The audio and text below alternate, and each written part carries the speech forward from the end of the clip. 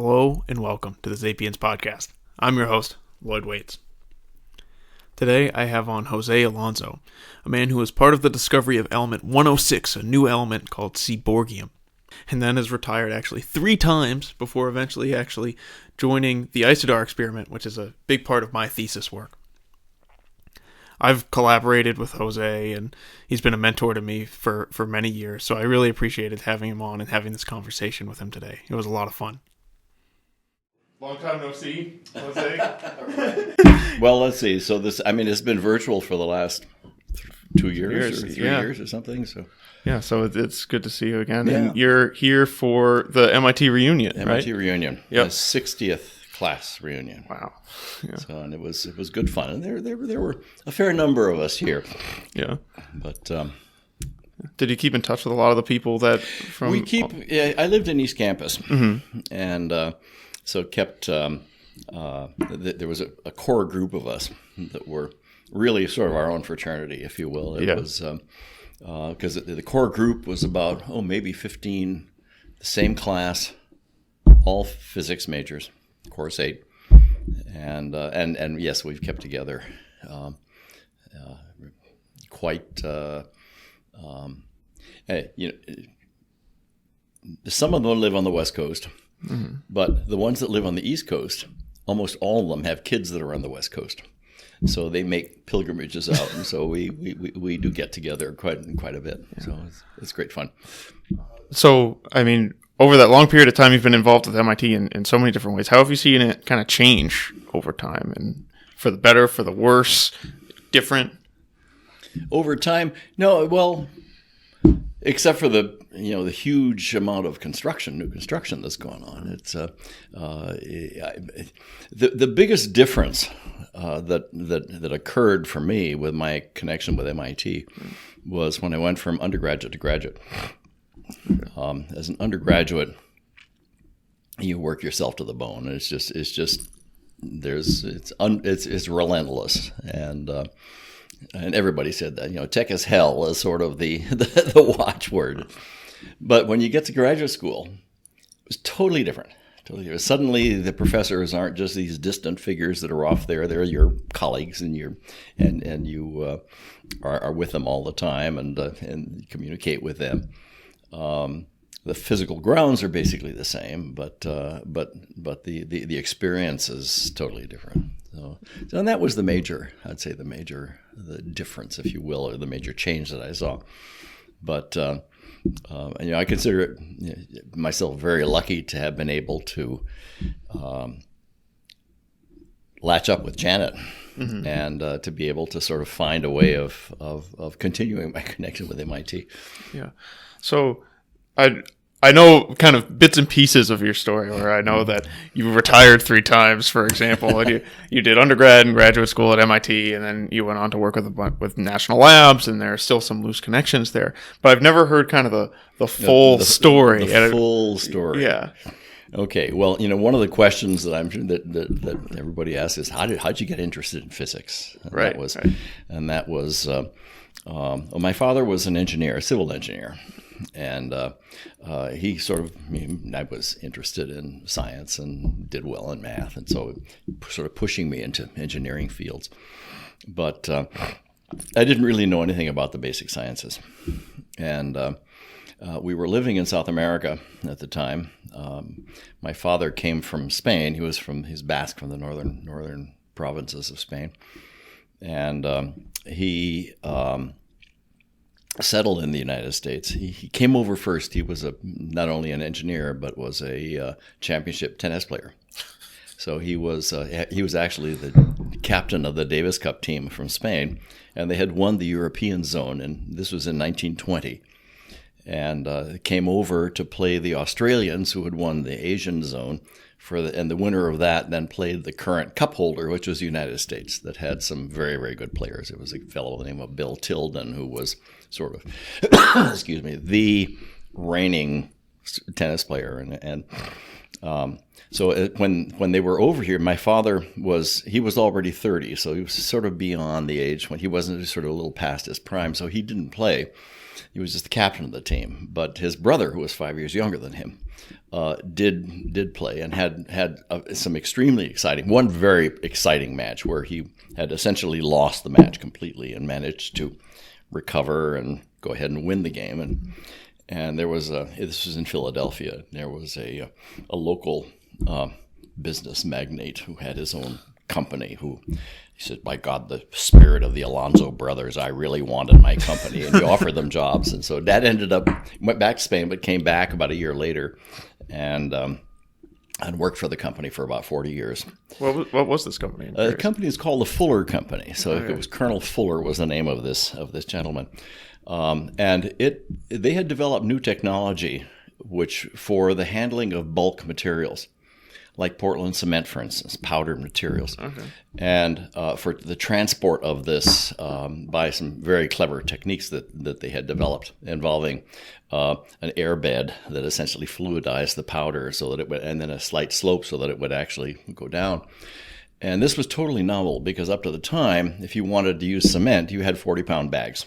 And that was basically it. So this was a real innovation. And during the 1930s, when the federal government was involved with the development of so many of the large hydro projects in the West, his technology was extensively used there. So he was involved with Hoover Dam, Shasta Dam, Grand Coulee, all of the major projects that involving this, and even there's a huge caisson in the middle of the San Francisco Bay, which is part of the Bay Bridge, and so that his cement was used for that as well. But in the 1940s, Dad was reaching what was then mandatory retirement age, and he had no intention of retiring. So he made it familiar, right? That precedent. He made an arrangement with the company to open a branch of the company in South America. So not only was he completely trilingual, actually, he spoke French too, but he had a lot of his friends from the university in Madrid that had gone directly to Argentina. So he had already sort of a network of people, the business associates. And so in 1948, we moved down there. I was 6. And it was a time when there was a dictator running Argentina, which was Juan Perón, and Evita, his wife, has been popularized with had a very different picture of her than what was portrayed there. But so things were rather sticky for foreigners there, especially Americans. And so Dad, because it was the commercial center, Dad kept his office there, but we moved over to Uruguay, to Montevideo, which is just across the river. And actually it's about 300 miles away. So it's a fairly across the river thing, but the River Plate is huge. It's 200 miles at the mouth. It's 200 miles across. And so it's a really big thing. And and Dad would commute back and forth on weekends. He'd come back, and at the time, it was fascinating because he would come by airplane, and the airplane that was used were seaplanes. So these were the planes that were originally developed to fly between San Francisco and Hawaii. So the old, big, massive 4-engine seaplanes, and they were doing the duty then of traveling between Buenos Aires and Montevideo. And so I grew up there, but I was in a British school and had, if you continued in that British school, you were heading towards, it was really aimed towards Cambridge in the UK. And I was much more interested in studying in the United States. So for high school, we had lived in San Rafael before going in, which is north of San Francisco, before going down to South America. And so there was a boarding school there. So my parents didn't, they were down there. Dad was with his business. So they sort of put me in charge, in the charge of some friends that lived in the area here. And I was living in the boarding school. So at the time, there was a friend who was working at the Lawrence Berkeley lab, or Lawrence Radiation Lab at the time it was called, who asked a family friend. This was and she knew I was sort of interested in science, but said, "Would you like to come over and visit the lab in Berkeley?" So I said, "Where's Berkeley? And what's the lab?" Not a clue about any of this. So she came and picked me up on a Saturday and drove me over across the bay. I think the Richmond Bridge had just been finished, and put me in the hands of a friend of hers who was a graduate student and working in the physics with the accelerators, the particle accelerators there, doing experiments with. And it was this was a world that I had just never even conceived could exist.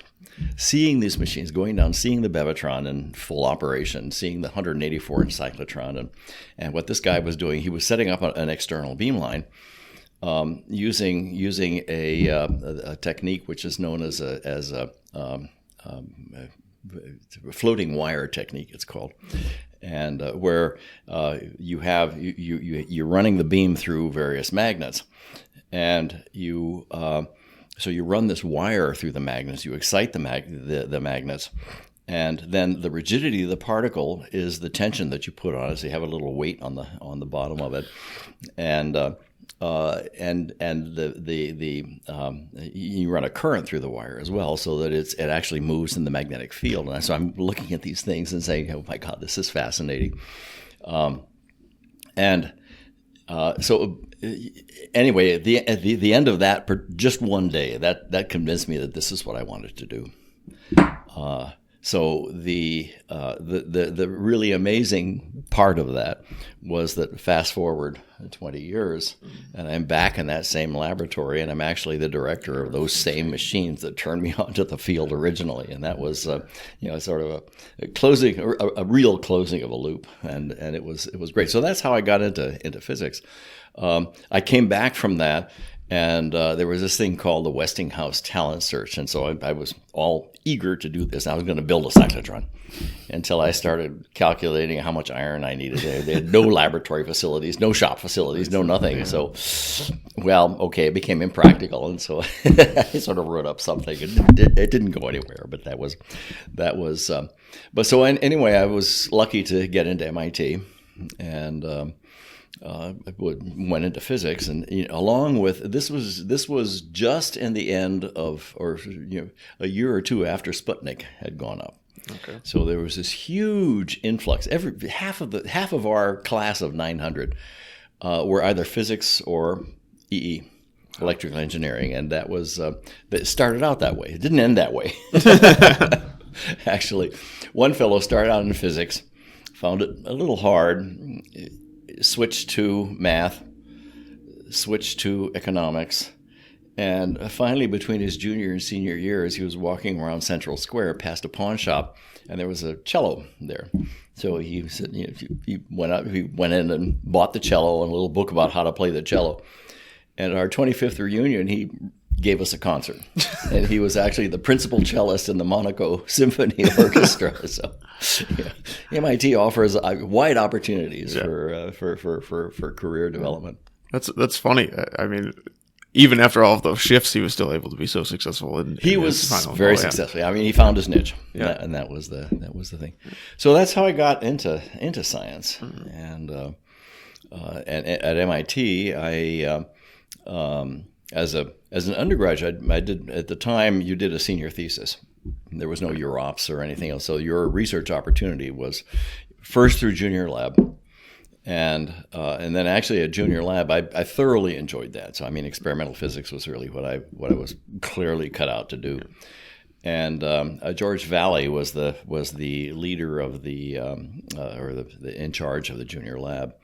And at the end of my junior year, he actually hired me over the summer to work and to develop new experiments. And so the following year, I was an instructor in junior lab. So that was fun. Yeah. So I guess towards the end of your MIT career, how did it transition into working in the national labs and then eventually being director over at Berkeley? Yeah. Well, that was. A lot of serendipity. Okay. Because this was a time, as I mentioned, that there was a huge influx of students into physics, and so this wave continued through, and in about 1970, when most of them were finishing their PhDs, hitting the job market. And it was a very, very difficult time. At the time, I had also met Carol, she was a graduate student in the same group. And so we had what was known as the two-body problem to deal with. Not only one job, but two jobs to deal with. And so we were extremely fortunate in, first of all, that there was Lee Grodson's our advisor, so as the old boys network, really. I mean, I've got a couple of students that are coming out. You got, oh yeah, sure, I can, we can accommodate this. So this friend of Lee's had been at Berkeley on the faculty and also at the lab. He was a nuclear chemist, and was he'd sort of gotten into complete disagreement with the politics that was going on at Berkeley in the 1960s, where the administration at the time was then demanding loyalty oaths and other things, and this fellow had a Chinese postdoc, and that was highly frowned upon by the extremely conservative leadership of the university at the time. So he essentially said, I'm just not going to put up with this, and had an offer to go to Yale. So he moved to Yale and was to set up a group. So Carol and I became members of his group, and several other people that came from different places. And we were setting up experiments in a heavy ion accelerator that was at Yale. And so I was there for about 4 years in developing this program. And it was very interesting. This heavy ion accelerator was actually, two of them were built.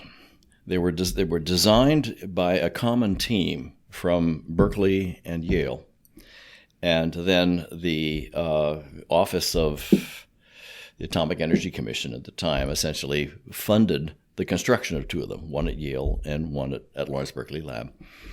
And so John Rasmussen, the fellow that came from Berkeley, he had been working at the Berkeley one, and so he set up a program at the more or less doing roughly the same things at Yale.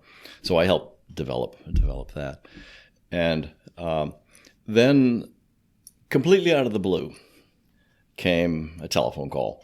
We're sitting in the computer room running our IBM cards through the card readers to run a job, and get a call. There's a page, Jose Alonso on the telephone, so picked up the phone, and it is Al Giorso, who was a very well known nuclear chemist, but instrumentation guy, really, who was a sort of the right-hand person of Glenn Seaborg. So Glenn Seaborg was just coming back from having been the director of the Atomic Energy Commission, and was setting up a research group again. And between Seaborg and Giorso, they had discovered like 13, 14, 15 new elements, all on a basis of starting with uranium, and then separating out the heaviest things that they could get from there, and basically with reactor irradiations, and then using those as targets, especially with a heavy ion machine, where you're not just increasing the Z by 1, but you're going higher multiples depending on the ion that you're accelerating, and creating new elements. And Carol worked with finding seaborgium, didn't she? We were okay. So this call was basically, we have a couple of openings, 2 openings. because there was a postdoc couple from Finland who had finished their term there, and they wanted to go back to Finland. So suddenly 2 vacancies. And so this was, and I'm sure that John Rasmussen, who we were working for at Yale, knew Seaborg very well. And so I think there was some connections over there. Seaborg or Gierso talking with him at some point said, I need to replace the Escolas who want to go back. And says, well, I just happen to have, so tremendous amount of luck and serendipity, the way I look at it. And so we came, and each of us had a role in the group. So the group was, there was still another Finn. There was Matti Normia, who was a more senior person, and Carol and I, and then a young German postdoc, and Gierso. So that was sort of the core group of science, and we all had our different roles. Carol was doing theoretical studies.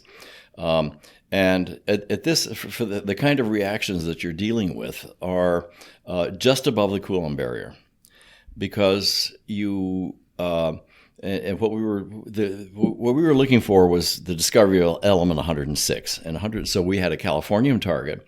So this is californium-249,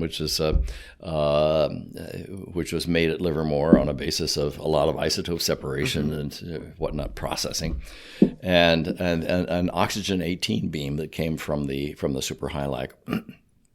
And I remember that the oxygen-18 came from Livermore, and the way they did it was through mass spectrometry of water. So, however, if you want to make sure that you've got O18, you set your mass separator. If you set it for mass 20, you don't really know what you're getting, because it could be D2O16, which also gives you the same total mass for the molecule of 20, so the only way to really do it was to set the mass spectrometer for a mass 22, so that you had 2 deuterium atoms and 1 oxygen-18 atom. Okay. So you can figure out what fraction of water is in that mass, and it's truly infinitesimal. So the Livermore people, who were also collaborating on the experiment, came with this little vial. It was about maybe 5 or 10 cc's. That was D2O18, and this was in 1973-74. The value of that was, I don't know, $30,000-$40,000 for that teeny amount of. So Gierso gives this vial to this mad Finn, this Matti Normia, who was a brilliant guy, but and also a very good experimentalist, but really a cowboy. And so his job was to make O18 gas out of this liquid, out of this water. And so he set up an electrolysis column. But then you got to bleed this off. So, doing it with ordinary water first, so that he's not. And it went through all sorts of different ways of doing. You got steel, a little steel hemisphere, and evacuate it and connected the thing up and carefully did this and sucked the whole thing full of water right away. So that didn't work. And finally, he went down to Montgomery Wards and bought a series of go-kart inner tubes.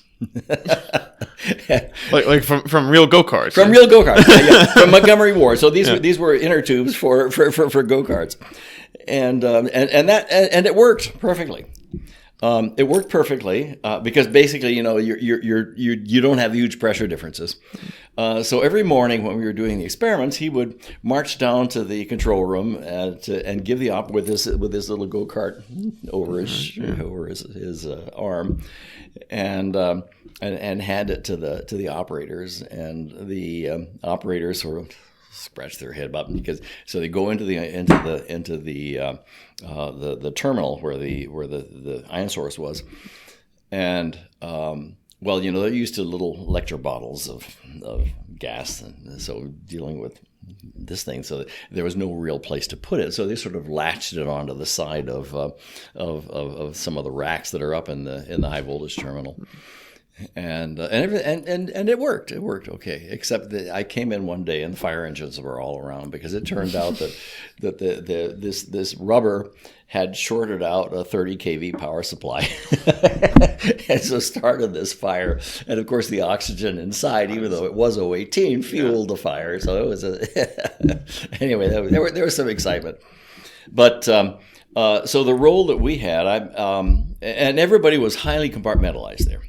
So Carol did the theoretical works and the calculations of what the cross-section should be based on liquid drop models. And because we're just above the Coulomb barrier, so in fact, nuclear structure really didn't have much impact on it. And my job was analyzing the data. So every day I would have a big roll of tape that had been accumulated over the last 24 hours, and I'd cart that down to the computer center and hand it over the counter, and they'd load it onto their big tape drives and load it all in, and then I'd spend the day basically trying to understand what was on there, and it was really messy, because Gyorso was another super cowboy, and kept thinking of ways in which he could slightly improve the efficiency of the experiment, and which involved generally decreasing the dead time. But there were timers all throughout this, because the way this experiment worked was we had a californium target and O18, and the reaction of californium plus O18 producing a compound nucleus just above the Coulomb barrier, as low energy as possible, because you've got to get rid of the excitation energy without the nucleus fissioning. And at this point, there was a parameter that we all dealt with, which was gamma n, gamma f. And so gamma n is the probability of a neutron being emitted, and gamma f was the probability that it fissions. And this ratio was maybe 100 to 1 of fission to neutrons. So if you got to get rid of 4 neutrons, you've got to really, really work very hard at it. So the area where the target was extremely radioactive, extremely hot. So in fact, trying to look for the decay of one atom every few days or so was just almost impossible to do. To look for one alpha particle that came out, or a series of alpha particles from the mother-daughter-granddaughter decay chain. So there was a technique which involved a thin target where the californium is on the backside, and the beam comes through, and the compound nucleus, especially with O18, it's heavy enough that in fact it imparts a lot of recoil energy to the compound nucleus, and so that it actually recoils out the back of the target into and stops in helium gas that is flowing. So this and the helium gas is taken out, transported a few meters away into a low background area, and then deposited on the rim of a wheel. So it's called a vertical wheel experiment. And every few seconds, every 6 seconds, or just once every second, it turns out, the position was indexed over. And there were detector stations, alpha detector stations at various points along there, so that every second you would essentially take this spot, it's in front of this detector, and then this detector. And so if you see alpha particles, you can see how they actually decay, how the efficiency changes as you go around. And then the idea was also to look for mother, daughter, granddaughter sequences in these, and that's really the only way in which you can unambiguously establish that what you've seen is what you think it is, because you're discovering a new element, so you don't know, you have a prediction of what the alpha particle energy is going to be, but it decays from, let's say, 106 to 104 to an isotope that's already known. So you know what the energy and the lifetime of that particular isotope is. Decays to 102, and you also know that. So that if you see something that's unusual at the very front that could not possibly be a direct decay from there, then in fact you can establish the veracity of the experiment and your identification of these isotopes. We had huge competitions with the Russians in this, and there was this guy whose name was Flerov, Georgy Nikolaev Flerov, who kept insisting, and this is Cold War, and every time that the Berkeley guys came up with something, we discovered that last year. Well, what's your evidence? Yeah. Well, the evidence was we saw spontaneous fission. So, A plus B, we assume that we've made C, which is A plus B, without actually verifying it. And we saw the thing fission. So that was, and the fission lifetime was 20 milliseconds or something. So in fact, there was something was produced, but no idea that it was that. But so anyway, we had these ongoing discussions with them, and Seaborg was heavily involved with all of this. But so the timing of when shuttles went back and forth and the wheel moved, because the detectors were, you had a detector that was facing the rim of the wheel. It was like this, and then every so often you would shuttle over to another detector, because when the recoil of the nucleus from the alpha particle can actually send the nucleus off of the wheel into the detector. Right. So you then presumably have particles in the detector that you then move over to, and there's another detector over there, so you essentially have full solid angle to be able to look for the decay of these. So you can do the mother, daughter, granddaughter sequence in this. But the timings on all these are adjustable, and Albert kept tweaking the potentiometers that determined the actual timing on this, and without really recording very well what he had done. So my job in analyzing the data was to try to find which knobs Albert had twiddled the night before, because the way the data were written on the tape, we would end up with overlapping. There were some events that should have been in the last position of the wheel that were actually in the next position of the wheel. So it was an interesting thing. But at the end of it, we ended up with seeing about 80 or 90 atoms of element 106. And so that was now they're doing it with one event. When you get up to the 118 or whatever, because the cross sections are so low. And the experimental techniques are very different now too, but and much more sensitive than anything that we had. So why was there so much competition between you and the Russians over finding element 106? That seems like, that doesn't seem like a super practical element to be able to use or anything. No, it isn't. It's just the prestige, the scientific prestige. Okay. The Russians during the Cold War were keeping up, not only keeping up, but going ahead.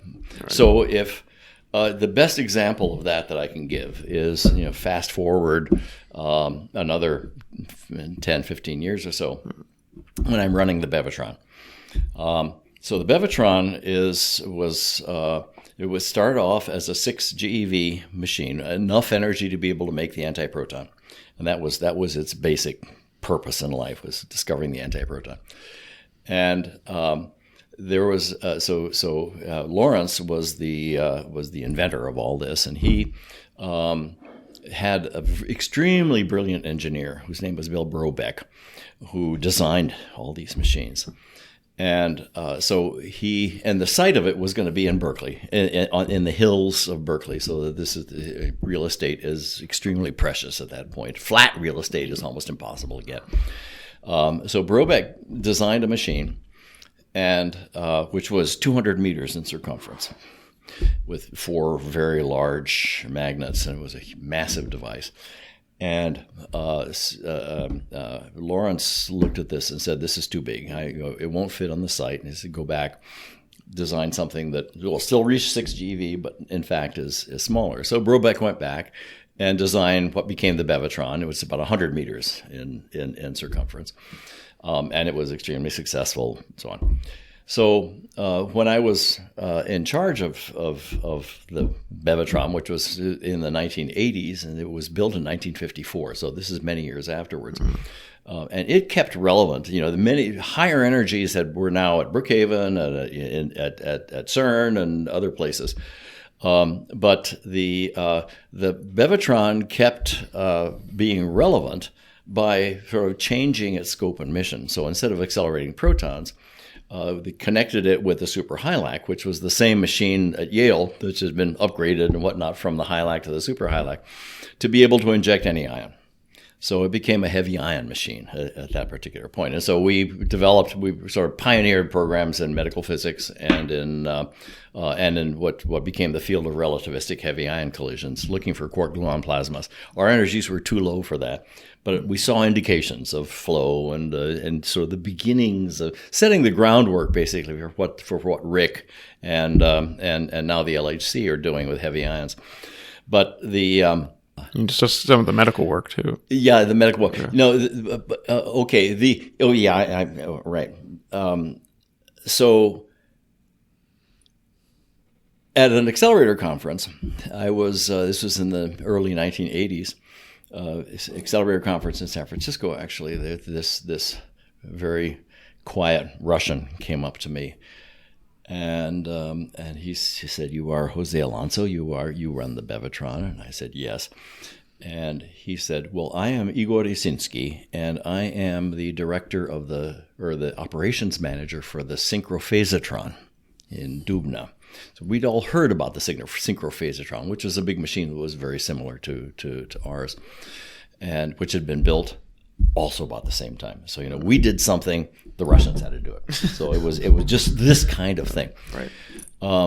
So anyway, the bottom line there was we became fast friends, and I've until he passed away a number of years later. But in the meantime, he invited me to Dubna, and I had the chance to see him and see the experimental facilities they had there. And at one point, he says, "Would you like to see the synchrophasotron?" I said, "Well, you know, is the sky blue?" Of course I would.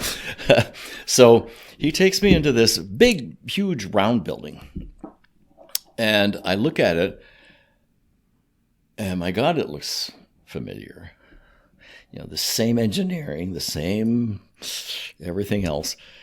And so he starts describing it. Well, it's a machine. It's 200 meters in circumference.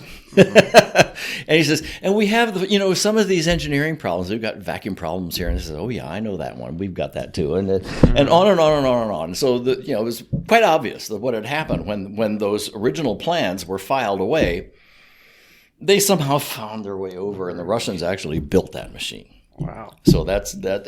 And that happened over and over again. But the thing that was really fascinating was that, so they had this machine, which they understood. They had mapped the field in a way which was completely out of the question for us to try to do. They had, so the internal size of the machine was huge. And at every field along the way up, along the ramp, they'd flat top at that field and make measurements at sort of on a grid of 1 centimeter over this thing that is 4 meters wide and about 1.5 meters high. At maybe 1,000 points along the way. Well, that's manpower and power and time is just impossible for us to do. But they had done this, and so they had a perfect model of what that machine looked like.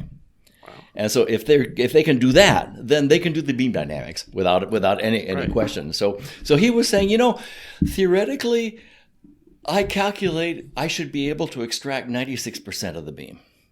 But I'm only getting 92%, and I don't understand where it's coming from. So I'm going, my God, we consider ourselves incredibly fortunate if we could tune the machine in such a way that we could get 40% extraction efficiency. So anyway, but the thing, so they understood the machine perfectly. But you go out to the experimental hall, they had these old, very rustic set of spectrometers and things, which were basically not even used. They did not have the science infrastructure to use the beams.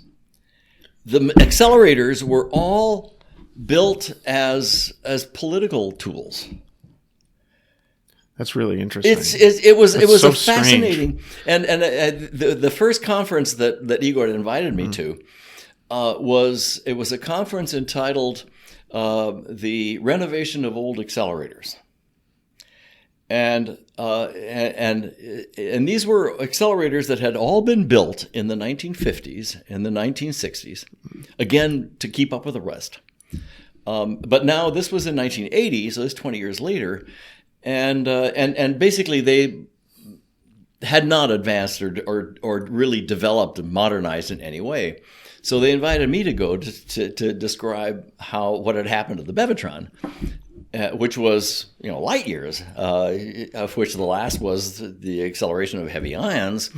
And increased flexibility and increased better experimental areas and so on. So they were they're extremely interested in that. But that was a really telling experience for me to be able to go there and see that and sort of the history of the evolution of that. But as you can see, I mean, I'm an experimental physicist, in really dealing with particle accelerators, and in dealing with, to me, what is most interesting is not the accelerator itself, or the beam, if you will, but the applications of it and how one uses it. So I mentioned medical, for instance, right. And so I one of the things that I found really most fascinating was, in fact, being able to treat patients. Right. And I'm still involved in that field, and the way that works, if you will, I think I'd like to consider my contribution to this was that different people have different views of the systems. For instance, an accelerator physicist prides herself on the beams. Tight, low emittance, bright, nice, high quality beams. Extremely high quality across the board. Yeah. The radiation oncologist says, I don't care about that at all. Give me a field that is 30 centimeters in diameter, that is 2% uniform across this, that I can control to get the dose that I want in terms of modulation of the energy and the three-dimensional aspects of this. But I mean, aren't those things kind of related in terms of, aren't those things kind of related? You would have to be able to have a well-controlled, I mean, it doesn't have to be small, obviously. Well, you would have to have a well-controlled, well-understood beam to be able to produce this for the oncologist. On the other hand, the control that you need for that involved a technology that in the 1970s, 1980s, we just did not have. Okay. So the only thing that we were able to do really was to follow what the radiation oncologist wanted. Was we would spread the beam out and collimate it, and then measure its uniformity. And the uniformity measurement was all done with X-ray film. So you have these big, very, very expensive way of doing this in one shot. You put this in the beam and you expose it for a little bit of time, and then develop it, and then with a densitometer you're measuring the uniformity of the field. But there were various clever techniques that most of had been worked out by a very, very sharp guy that ran the Harvard cyclotron. So this was in conjunction with the proton work that was done at Mass General. We did the heavy ion work, and Mass General with the Harvard cyclotron did the proton work. And this fellow, who was Andy Kohler was his name, developed techniques for making uniform beams, which involved what is known as a double scattering process, in which you take a beam and you put a foil in the way of the beam, and this foil and the distance and the thickness of the foil spread the beam out into a Gaussian distribution. But if you want to now take and say, I want 2% uniformity over the top of this, you've got to spread the whole thing out to make the peak just this 2%. And you're wasting most of the beam. So what Andy came up with was the idea of, well, let's have a second station over here, which is sort of halfway between the first and the patient, where I put a series of cylinders. And these cylinders block out a portion of the beam. So that you end up immediately, if you put a film immediately behind that, what you see is the Gaussian from the first one, but with holes in it. And behind these cylinders, you put another scattering foil that essentially now starts to fill in these holes. So if you do all the calculations correctly, you end up then with at the location of the patient where you've just filled these holes up to the point where you now have a flat distribution. And you can get roughly 40% of the beam into this. So that's what we did. It was very difficult for us because we were using neon beams, 600 MeV per nucleon, so very high energy. The scattering angles are very low, and the nuclear cross sections are getting to the point where you're losing a lot of the beam from this. But nonetheless, we were able to get that kind of uniformity, and so we treated a number of patients, about 200 patients or so, roughly, with a full course of radiation therapy, and it was really the beginnings of the clinical use of these kinds of beams, right. Which, we. One of the real difficulties was that, and the reason protons were so much more widespread now than before, is basically the conservatism of the radiation oncology community. Because the protons biologically look very similar to X-rays. So you have the characteristics of the proton beam compared to the X-ray beam, where you have a Bragg peak, so right. You can concentrate the dose right at the end. You don't have an exit dose, but the biology is basically the same. So you can then vary one parameter at a time. With us, the biology of a heavy ion beam is very different, and it's different because the ionization density is so much higher for the heavy ion beam. However, so we had difficulty in you might say the next generation of our work, but the Europeans sort of slowly did it, got on board. The Americans still, we don't have a carbon or heavy ion facility in this country. There's some that are being built now, but the Japanese embraced it with complete vigor, so that now there are about 8 or 9 carbon treatment facilities, which are all based, they all came out of the first facility, which was outside of Tokyo, a town called Chiba, and a laboratory that was built there, where they built a very, very lovely set of synchrotrons to produce the beams. But then the delivery systems that they used were modeled entirely on what we had done. So we worked with them to help them. But these plants weren't stolen. Not stolen. No, with complete cooperation. And we kept telling them, look, your beams, we do what we do because of the fact that we're dealing with really old hardware. And this is all we can do. You've got a beautiful new machine over here. Why don't you do something that's a bit better? Oh, no, your system works. We will do that. We know we have a base from which we start, and we will slowly do the development. So, and that development has continued. I mean, a lot of the scanning systems were developed there. Superconducting gantries were developed there, and so it's and then in addition to that, one of the things that the Japanese did was they got industry involved. In a very complicated way, because the first machine that was built involved about 6 or 7 of the major Japanese companies. Hitachi did one, Toshiba, Sumitomo, and so on. The magnets were done by one, the beam lines here, the beam dynamics, the RF system was done by another, and so on. They all sort of combined. That's funny. I'll have like a Toshiba TV, and next time I'll be like, well, they also made these. They also, right. The the one that really sort of came out on top was Hitachi. So they now market proton therapy synchrotrons, a little synchrotron for proton therapy. That is, it's a beautiful little machine. So it's and with all of the gantries and scanning systems and everything else that's done. So, anyways, it's been a great deal of fun. Yeah. Was the leak to the Russian groups ever discovered? Was it no? No, No. just It's kept on irrelevant. appearing. It's irrelevant. It doesn't really matter. Yeah. I guess that doesn't prevent you from doing your work. I just thought. No. I mean, from one standpoint, were the Russians ever competitors in the science? And with the exception of the heavy element work, the answer was no. Their heavy ion machines, their large scale synchrotrons that were never really competitive in terms of the.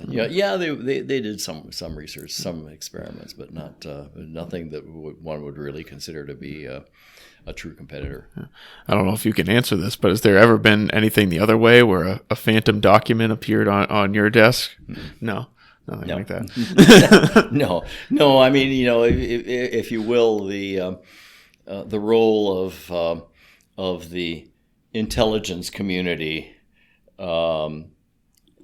was really one way. I mean, the material all traveled in one direction. Okay. So that was, as we well know, even with the development of nuclear weapons, it was also all the same. Mm-hmm.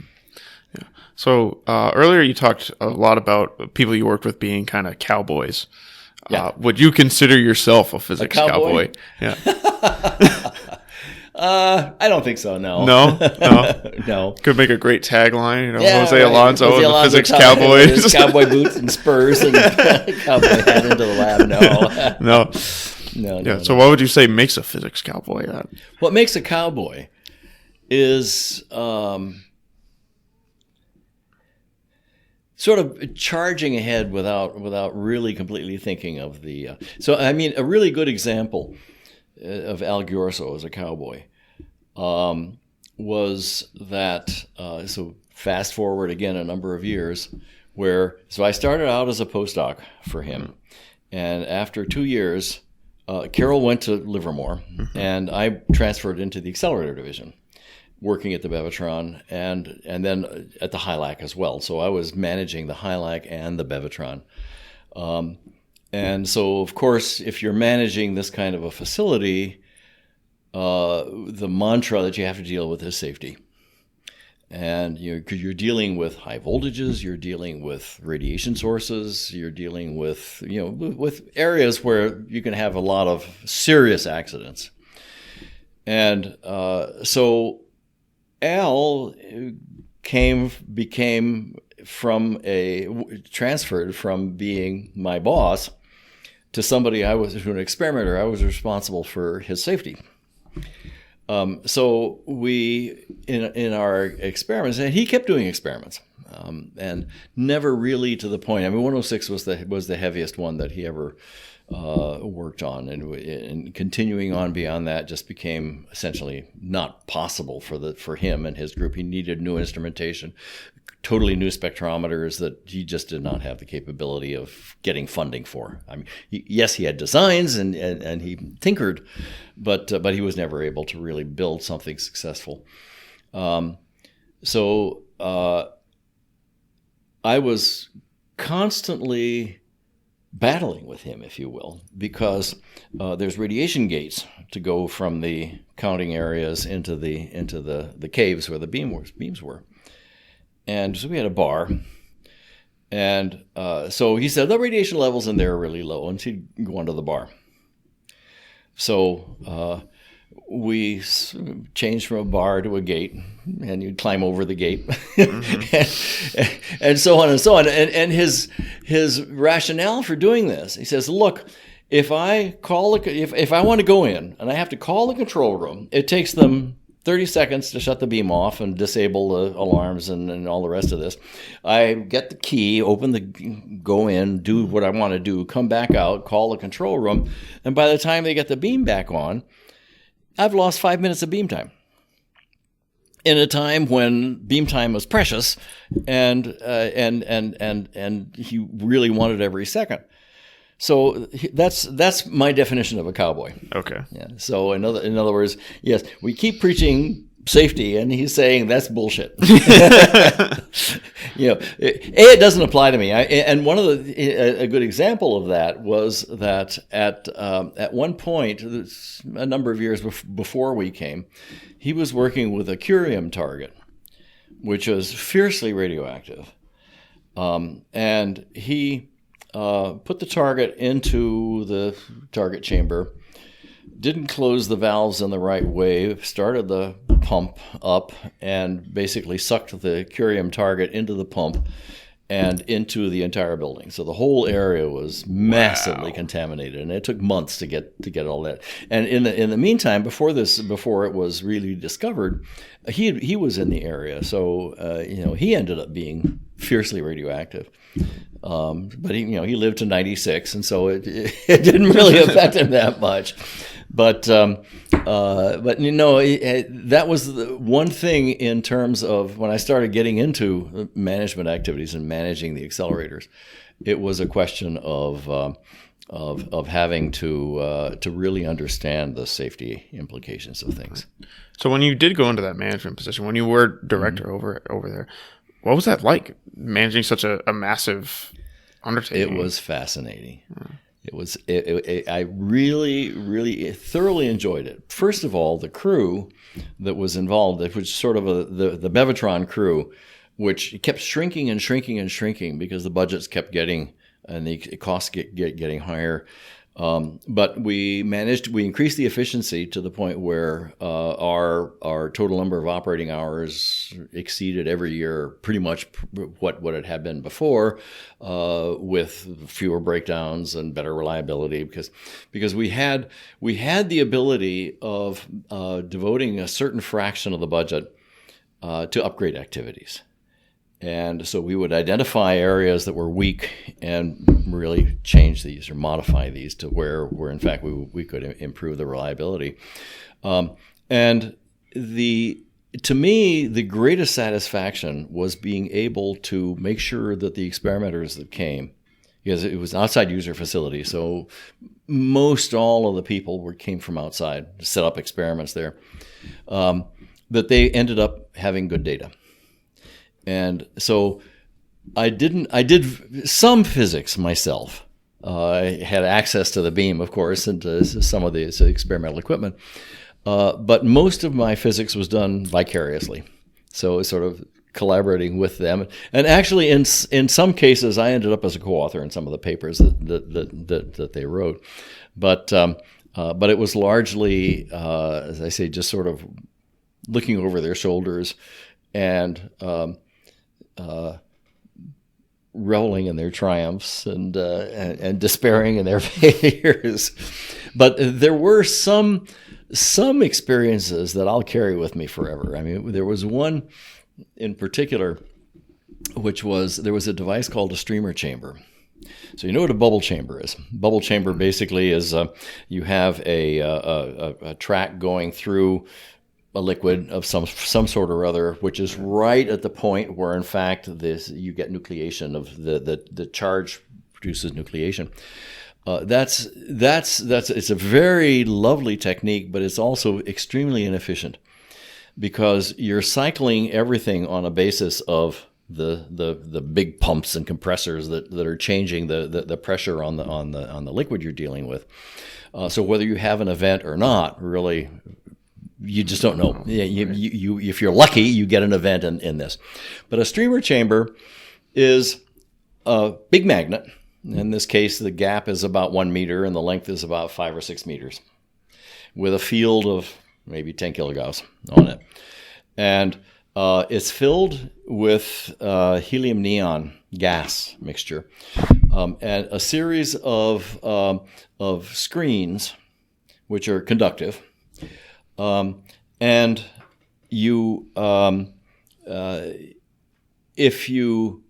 it's called a streamer chamber because, in fact, if you apply a high voltage pulse across these, and if there's ionization, you can actually get a track, right, which is visible, but it's a track which is sort of, if the beam is going in one direction, the track is across it because that's the way the plates are.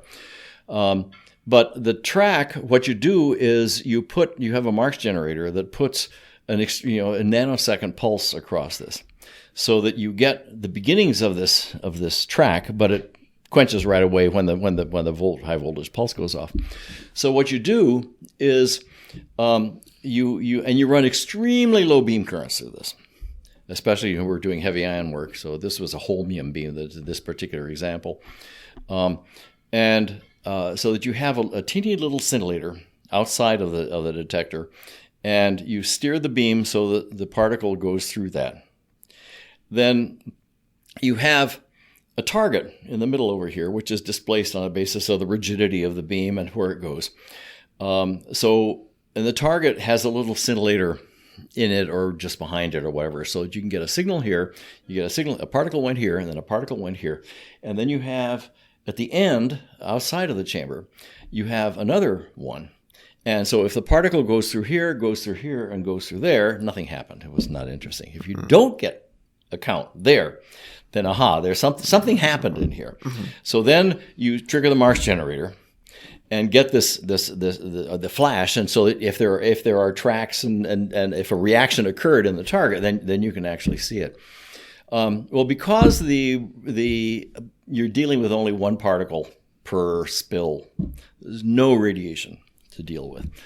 And in fact, it was possible to walk in the back of the streamer chamber into this dark room, and there's cameras all up here that are taking pictures of everything, and come up to there's a little stool, and you sit down on the stool. Everything's black, and there's a little port. So you open this port, and so you can look into this streamer chamber, and it's physics happening in front of your eyes. Flash, whew, all these particles, flash, flash, flash, flash, flash, and that to me was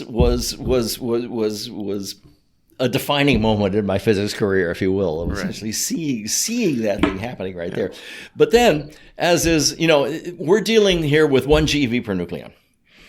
The CERN people are dealing with TeV, right? And TeV per nucleon as well when they're dealing with lead or gold or whatever. Right. So there, for us, we were seeing like 40 pions, maybe. And the physics was done by basically looking at the number of pi minuses that were produced that were bent in the opposite direction. So in these pictures, it was relatively easy to pick out the ones that were going this against the whole stream of these that are going in this direction, of which many of them were proton fragments from the target. And yes, there are some pions, but it's the number of pions is really almost the same, if not slightly less or maybe slightly more than the number of nucleons that you're actually seeing. Whereas with these guys, you look at some of the pictures, or some of the pictures that came out of STAR at RIC, of the big detectors there, you got 10,000 pions. It still amazes me that you can get physics out of this, and how they go about doing this. So anyway, that was. But not only the satisfaction of seeing this kind of physics going through, and being really the pioneering front edge of these things. For instance, the first time we got uranium beams, we would get huge losses. If we would start with milliamps of peak power at the HILAC and end up with maybe 5 uranium atoms at 1 GeV per nucleon. I also want to point out, I'm used to hearing about uranium beams because of the field, but it is kind of crazy that you started accelerating literally uranium beams, full beams made out of uranium. Made out of uranium, right. Yeah. Well, the way in which that works, you start with an ion source, like any other ion source, and at the HILAC, they developed this a whole injector, which is really based on this, and the ion sources, we used Penning ion sources, PIG sources. That the highest charge state was about a 3+ that you could get reasonable currents from. So you have 3 out of 238. So it's roughly 1% is the. So it's traveling very, very slowly. So you need then an accelerator to which was in our case was a Videro accelerator, which is it's a LINAC, a special kind of a LINAC. That would accelerate it up to 110 kilovolts per nucleon. At that point, we would strip it. and it would strip into about a uranium 10 plus, 8 plus or something. Okay. And so when you run things through a stripper, basically you end up with a distribution of charge states, but the maximum is related to the velocity of the ion and the type of stripper that you use. So the stripper that we use, we couldn't use carbon foil strippers, which is sort of typical because the beam currents were just, the amount of energy deposited was such that it just, no lifetime, it just poof, just disappeared. Yeah. So actually we used a fluorocarbon vapor. Okay. And this turned out, so it's this particular material was a diffusion pump fluid. With a vacuum, it was perfect. It was not a real issue, and it was a much more efficient stripper with a fluorine than hydrogen from a hydrocarbon. There were problems with it, environmental problems, as we discovered later, after we had developed it and run it for a number of years, because in fact there's a teeny amount of the ionization of the decomposition of the molecule produce a small amount of HF. And some of the technicians were, sort of noting acrid odors when they were servicing it. So, you don't do that anymore. But that's what we did. So you end up with a uranium from 3 plus to about 10 plus. Then it goes into the pre-stripper tank of the super HILAC, which runs at 70 megahertz, and the diameter is about 4 or 5 meters, and the length was about 20 meters. And then comes up to about 1 MeV per nucleon, roughly. So LINAC is all based on velocity, so that's why it's MeV per nucleon that you deal with. And you run it through another stripper, and it comes to, I've forgotten what it was. It went from 3 plus to, I've forgotten what they were, like 7 plus, and then maybe 12 plus or so.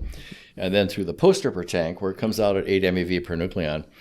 And there we would have 40 plus. So now, every time that you're stripping, you're only getting roughly maximum 10% in that particular charge state. So every stripping stage, you're losing a factor of 10 in the beam.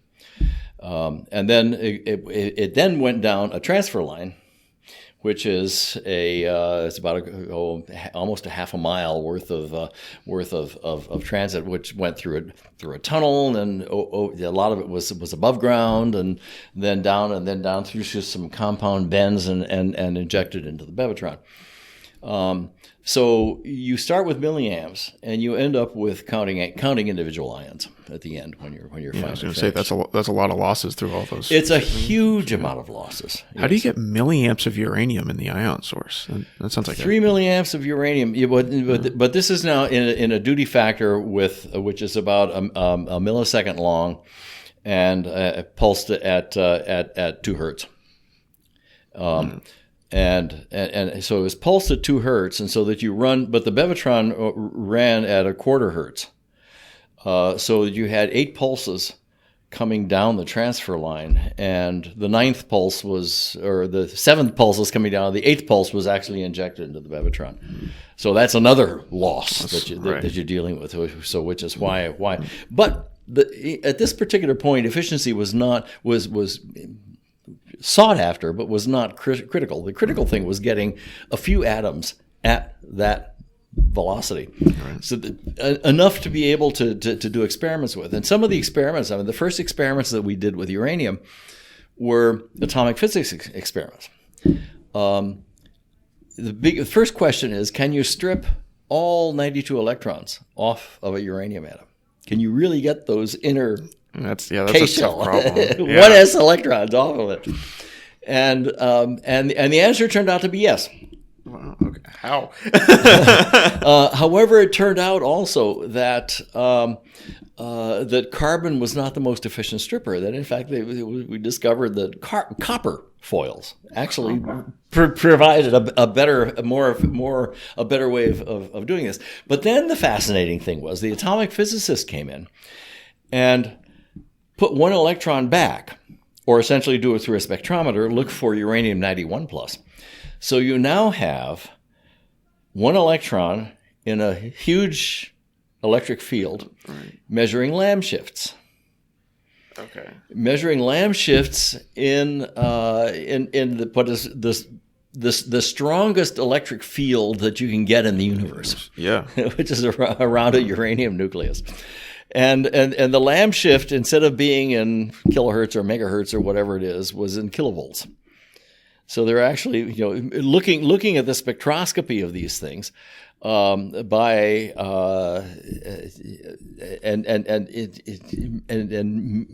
measuring. So what they're doing is, I don't remember exactly what the experimental technique was, but if it's kilovolts, you can. That's relatively easy to measure. So, and I have good atomic physics friends who were really, really fascinated by being able to do that. Then another thing that was interesting was the atomic physics of the stripping process itself. And they find, for instance, if you take a stripper, which is a single crystal, and you look at the charge state distribution of uranium ions coming through this, if you orient the crystal in such a way that the beam direction goes right along the channels, in fact, you don't get as high charge states, because in order to strip those extra electrons off, you really have to get close to a high electric field, which is close to the nucleus. And if you're channeling along the directions of the crystal axis, you're not getting those fields. So you actually see this in these experiments. I also want to ask, because, you started out, you said when you were young and you first saw some of these particle accelerators, and you said, I want to build a cyclotron. And obviously, I know now you're still working on cyclotrons. Right. So I wanted to think, because, I've had second thoughts even just through grad school, if I went into the right field, if this is what I wanted to do for a long period of time. Did you ever have second thoughts about wanting to go into accelerator and nuclear physics? No. Right. Not at all, because it's I've enjoyed it. I feel I've been able to contribute, and it's been very satisfying. You sometimes think about what would my career have been if I had not done this, and totally different, and as far as I could see, not as satisfying for me anyway. I think that was. But again, so much of it was serendipity, and so much of it was being presented with opportunities, which was able to capitalize on, if you will. Yeah.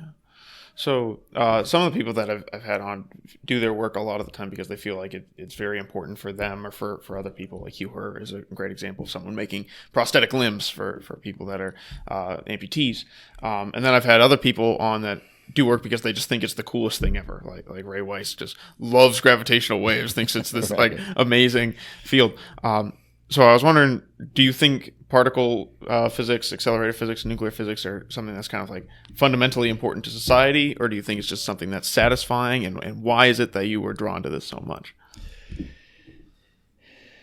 That's a little bit of a tough question. I think that the satisfaction I get out of it is seeing something used. So just building an accelerator to be able to get 10 milliamps of protons out, I think is, it's neat. But what drives me, I think, more right now is with our machines is the isotope possibilities, the applications, and the benefits that can accrue from them. So when we were treating patients at the Bevatron, constantly going through my head was there are people who are walking around today that would be dead otherwise, and that's I've never met any of them particularly, but nonetheless that's that sense of having been able to contribute to their well-being and cure their disease is and with the isotopes that we're working on, possibility now. It's the same thing. To me, it's the satisfaction of knowing that what I'm doing is contributing to helping mankind, if you will. So this might sound kind of silly, but can you describe, because we've been working on this together for years with our medical isotope collaborations, can you describe what IsoDAR is working on with some of the medical isotope applications, and why you think that's so exciting. Okay, for the audience. For the audience, of course. Right. Yeah. Well, a good example. You can't. I can't show this, but the picture that you dug up first, which is of the metastasized tumor. The actinium, metastasized prostate cancer, Right. Which was completely cleared up by simple applications of actinium-225. That's. I mean, I've used that picture a number of times. Most recently with my daughter, who's an endocrinologist, and so that's that's a big thing to me. Right. Now the technical challenges. So trying to work on the technical challenges of this, namely, how do we overcome the fact that we're dealing with 600 kilowatts of beam power? That's a challenge. Would you mind taking a couple steps back and just kind of overlaying the experiment? Sure. So let's talk about the use of radiation, if you will, in the treatment of malignancies. You're dealing with first of all, you've got to know where the tumor is.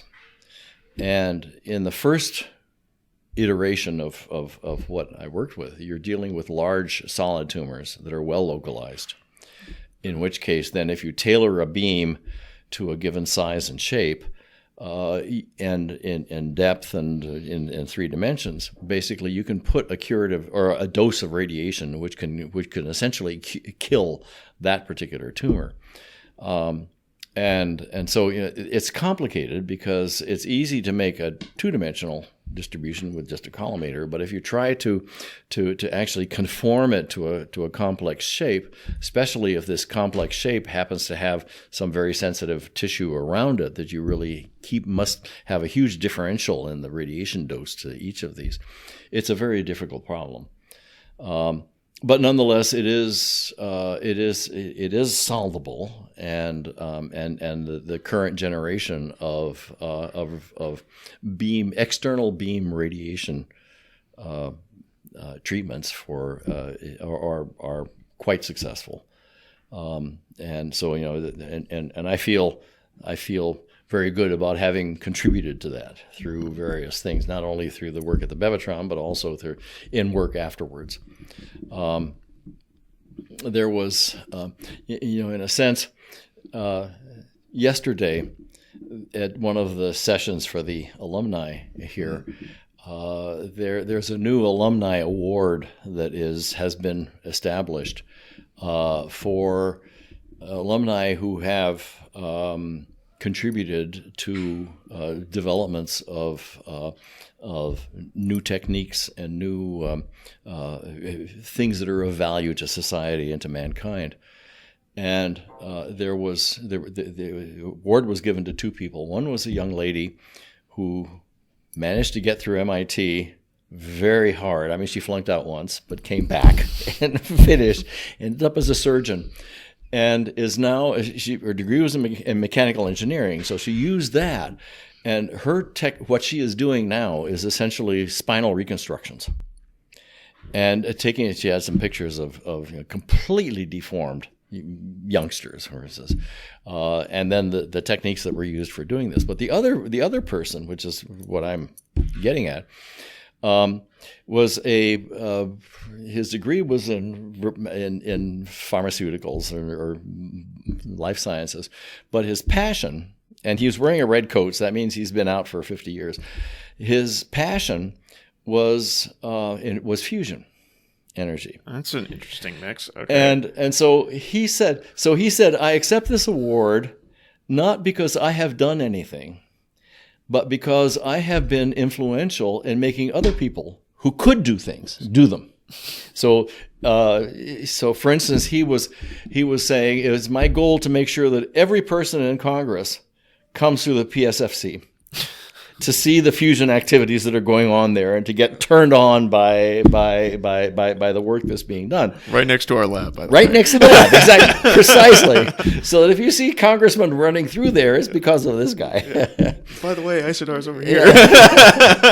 Yeah. So in the same way, really, perhaps I haven't done a lot of these developments, but by being able to communicate and convey the excitement and the possibilities of this to people who actually can, that's I think where a lot of my contributions have come.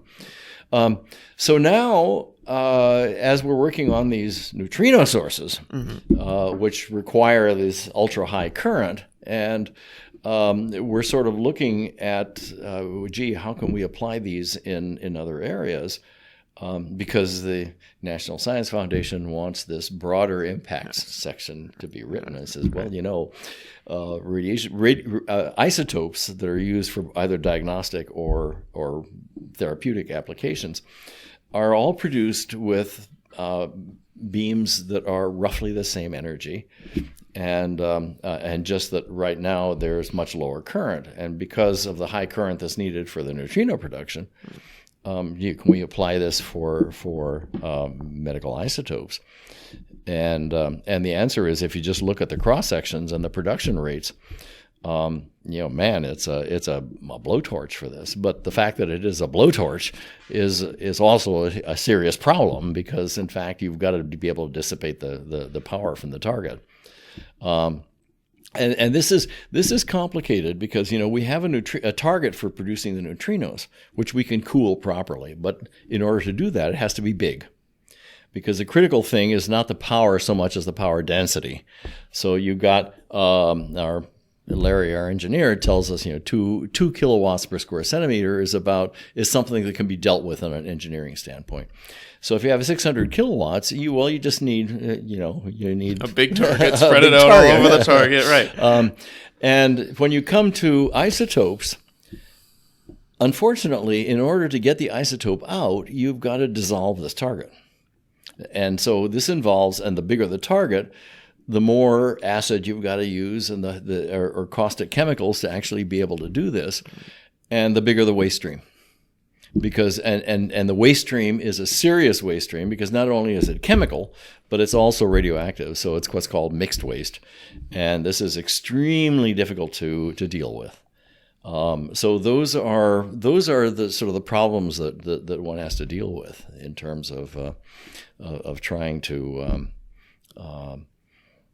use the full power. To use the whole power, because if you can use the whole power, then we've done the calculation. You can recover a $15 or $20 or $30 million cost of a facility in a few weeks. Right. Yeah, because you bring down something that's currently something like a $500,000 treatment to dollar range. Yeah. So it's but. Yeah, so I mean, you talked about kind of being a mentor, and you've obviously been a huge mentor to me. Well, thank you. You have. I mean, this has been. I mean, you've helped me very much along the line of my PhD. How do you feel about being a mentor, guiding people through research experiences? It's very satisfying. It's very It gives me a sense of satisfaction to know that I can help, and that's I feel very strongly about that. Yeah, right. So I mean, thank you. Thank you. So I mean, you've obviously had a very long and illustrious career, but what do you think would probably be your biggest achievement, or what's something you're probably the most proud of? A very simple thing: flipping the switch to turn some pumps on. Okay. And where this came about was, you mentioned my having retired 3 different times. I've totally failed retirement. There's no question about it. And interestingly enough, a month or so ago, I updated my resume, my CV. Applying to more jobs? No. But the list of things after I retired is actually longer than before I retired. So that to me that's great. I mean that's what I look at. So many of my classmates that are here now, and I view myself as a hell of a lot younger than they are, younger up here, because I keep active. I'm doing things, and that's what are they doing? They're painting or doing other things and so on. But this is what I'm doing. I think is extremely valuable. But again, a lot of this was serendipity, because I retired from LBL. And the next day, Jim Segrist, who was then the physics division head, gives me a call and said, "Jose, have I got a deal for you? How'd you like to work on Atlas?" Yeah. So I came back, and so Atlas is a big detector at the Large Hadron Collider, and which has hundreds of millions of individual detector elements that are scattered all around the world. This university is responsible for that. This laboratory is responsible for this, and then they're all sort of coordinated and put together. And LBL had responsibility for one of the very crucial parts of this, and they were incredibly short on manpower. So it was an opportunity to come back as a rehired retiree in a place where I was a postdoc. Because I'm retired, no administrative responsibilities, no worrying about budgets, no performance appraisals, none of this. I was just doing hands-on work, and it was so much fun. It was really absolutely wonderful. And so after I, and that was 4 years that it took to basically get this, and the final most of the work was done at Berkeley itself, at LBL. But then the final several months, we were actually at CERN, doing the final assembly of the detector, and then the final installation of it in this massive. I mean, I tell you, standing on the platform with the end caps of Atlas detector pulled apart, surrounded by this gigantic thing with I mean, it was what hath man wrought here is essentially what it was. It was a fascinating experience to just see that.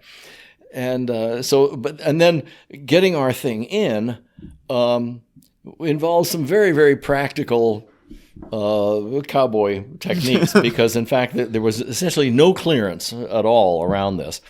And how do you slide this tube, which is about so big in diameter, of which the detector was maybe 1.5 meters, and the what I had been working on, which was all of the service wires coming in and out. There are about 10,000 wires on either side, completely, and all built around the beam tube. So our nearest detector was actually just a centimeter away from where the protons were colliding at 6 TeV or whatever. And but sliding this thing in, engineers went down to a chandlery and bought some sailboat winches. So ran a rope, sailing a lanyard, a halyard through the and just sort of inching it in very carefully, making sure that none of the wires were pinched as they got in. But once that was in, then we're done.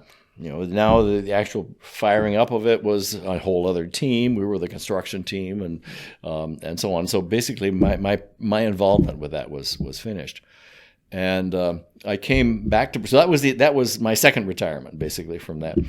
I came back and was walking down the hall of Building 50, one of the big buildings there, and this cane came out from an office and pulled me in. It was Kevin Lesko, who was a neutrino physicist, who had been very intently working on the project of converting the Homestake gold mine into a deep underground physics lab, which had a huge impact on physics earlier, because it was where Ray Davis had his large 100,000 gallons of cleaning fluid, and was the first person to see solar neutrinos. Right. And where the anomalies that he saw were the first of the many neutrino anomalies that we're all sort of working with now, which led to the discovery of oscillations.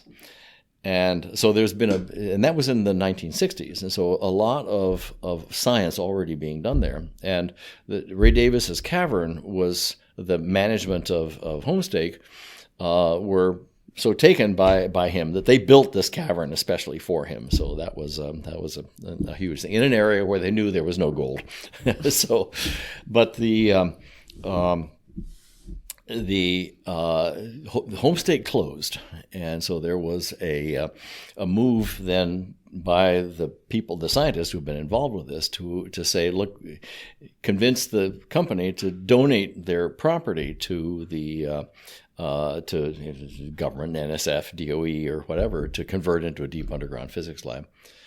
And so it turned out not to be nearly as simple as that, because the company said, look, we'd be happy to do that, no problem.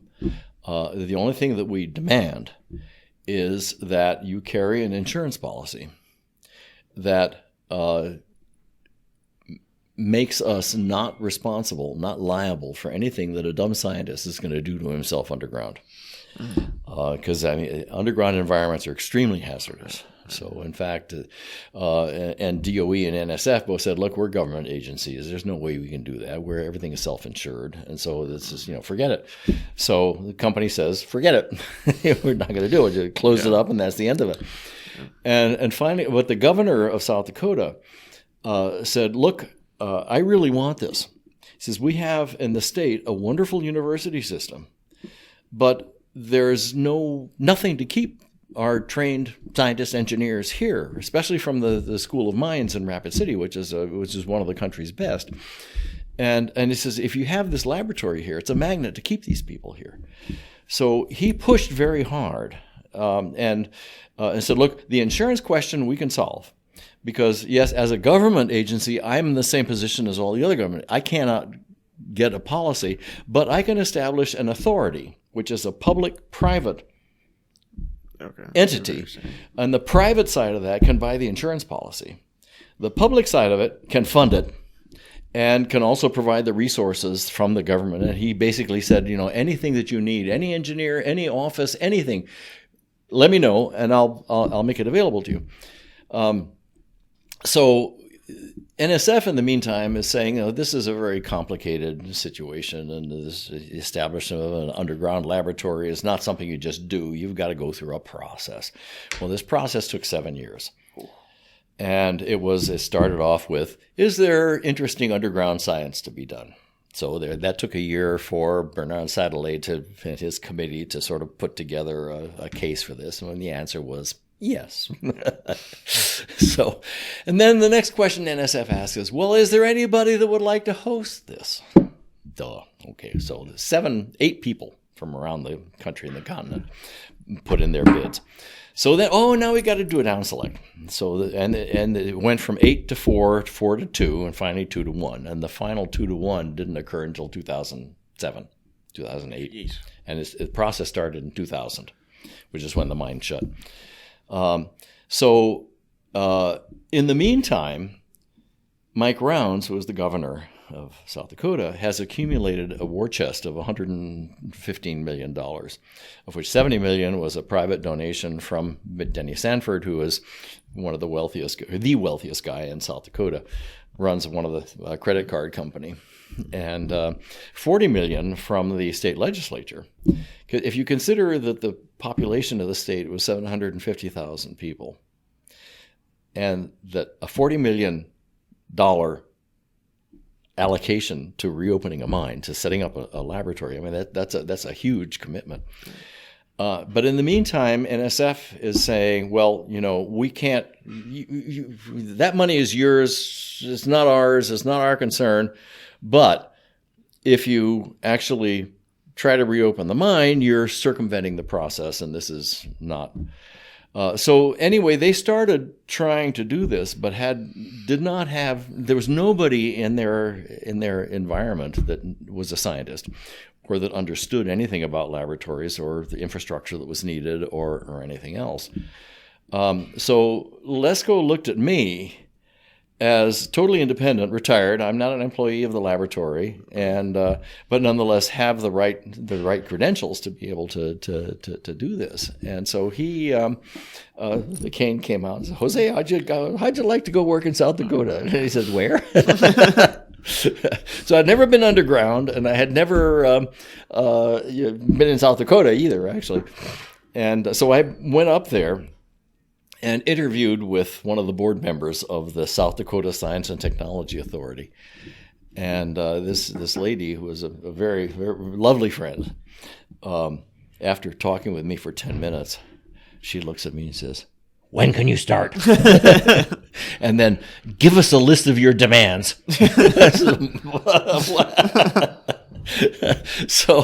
So anyway, I started a few weeks after that,